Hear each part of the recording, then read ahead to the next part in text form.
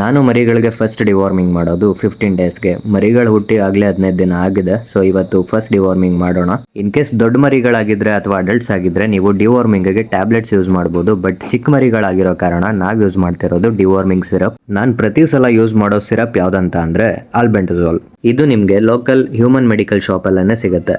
ಇದಕ್ಕೆ ನಿಮಗೆ just cost ಬರೋದು 19 ರುಪೀಸ್ ಅಷ್ಟೇನೆ. ನೀವು ಇದಕ್ಕೆ ಸ್ಪೆಸಿಫಿಕ್ ಆಗಿ ಡಾಗ್ಸ್ ದೇ ಡಿವಾರ್ಮಿಂಗ್ ಯೂಸ್ ಮಾಡ್ಬೇಕನ್ನೋ ಯಾವುದೇ ರೂಲ್ಸ್ ಇಲ್ಲ. ನಾನು 8 ವರ್ಷದಿಂದ ಇದನ್ನೇ ಯೂಸ್ ಮಾಡ್ತಿರೋದು. ರಿಸಲ್ಟ್ಸ್ ಚೆನ್ನಾಗೇನೆ ಇದೆ. ಡಿವಾರ್ಮಿಂಗ್ ಅಥವಾ ಮೆಡಿಕೇಶನ್ಸ್ ಯಾವುದೇ ಇರಲಿ, ಬಾಡಿ ವೇಟ್ಗೆ ಕರೆಕ್ಟ್ ಕ್ವಾಂಟಿಟಿಯಲ್ಲಿ ಕೊಡೋದು ತುಂಬಾ ಇಂಪಾರ್ಟೆಂಟ್ ಆಗುತ್ತೆ. ಇದ್ರ ವಿಷಯಕ್ಕೆ ತಗೊಂಡ್ರೆ 1 kg ಬಾಡಿ ವೇಟ್ಗೆ 1 ml ನೀವು ಈ ಸಿರಪ್ ನ ಕುಡಿಸ್ಬೇಕಾಗುತ್ತೆ. ಇದನ್ನ ನೀವು ಅಪ್ ಟು ಒಂದು ಮರಿ 10 kg ಆಗೋವರೆಗೂ ಒಂದು ಸಿರಪ್ ನ ನೀವು ಯೂಸ್ ಮಾಡಬಹುದು. 10 kg ಮೇಲಾದ್ರೆ ನೀವು ಟ್ಯಾಬ್ಲೆಟ್ಸ್ ನ ಯೂಸ್ ಮಾಡ್ಕೋಬಹುದು. ನಮ್ದೆಲ್ಲ ಇನ್ನ ಚಿಕ್ಕ ಮರಿಗಳಾಗಿರೋದ್ರಿಂದ ಇವ್ರಗಳ body weight around 400 to 600 grams ಇದೆ. ಸೊ ನಾನು ಅವರೇಜ್ ಆಗಿ 0.5 ml ಹಾಕ್ತಿದ್ದೀನಿ. ಬಟ್ 0.8 ml ತಗೊಂಡಿದ್ದೀನಿ. ಯಾಕಂದ್ರೆ 0.2 ಅಥವಾ 3 ml ಸಿರಿಂಜ್ ಅಲ್ಲಿ ಹಾಕ್ಬೇಕಾದಾಗ ಸ್ವಲ್ಪ ಹೆಚ್ಚು ಕಮ್ಮಿ ಅಲ್ಲೇ ಉಳ್ಕೋಬಿಡುತ್ತೆ. ಈ ವಿಡಿಯೋ ಮೂಲಕ ನಾನು ನನ್ನ ಫಾಲೋವರ್ಸ್ಗೆಲ್ಲ ಒಂದು ಬೋನಸ್ ಟಿಪ್ ಹೇಳ್ಕೊಡ್ತೀನಿ ಡಿವಾರ್ಮಿಂಗ್ ಬಗ್ಗೆ. ಅದೇನಪ್ಪಾ ಅಂದ್ರೆ, ನೀವು ಪ್ರತಿ ಸಲ ಒಂದೇ ಬ್ರ್ಯಾಂಡ್ ಡಿವಾರ್ಮಿಂಗ್ ಯೂಸ್ ಮಾಡಿದ್ರೆ ಅದು ವರ್ಕೌಟ್ ಆಗಲ್ಲ. ಯಾಕಂದ್ರೆ ಹೊಟ್ಟೆ ಒಳಗೆ ಏನು ಹುಳುಗಳಿರುತ್ತೆ, ವಾರ್ಮ್ಸ್ ಇರುತ್ತೆ, ಅದು ಲಾಸ್ಟ್ ಟೈಮ್ ಯೂಸ್ ಮಾಡಿರೋ ಡಿವಾರ್ಮಿಂಗ್ ಮೆಡಿಸಿನ್ಗೆ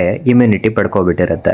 ಸೊ ನೆಕ್ಸ್ಟ್ ಟೈಮ್ ನೀವು ಅದನ್ನೇ ಯೂಸ್ ಮಾಡೋದ್ರಿಂದ ಒಳಗಿರೋ ವಾರ್ಮ್ಸ್ಗೆ ಏನೂ ಎಫೆಕ್ಟ್ ಆಗಲ್ಲ. So guys, take my advice, go to a different brand the every other time you think of deworming your puppies or dogs. ಇವತ್ತಿಗೆ next ವಿಡಿಯೋದಲ್ಲಿ ಮತ್ತೆ ಸಿಗೋಣ.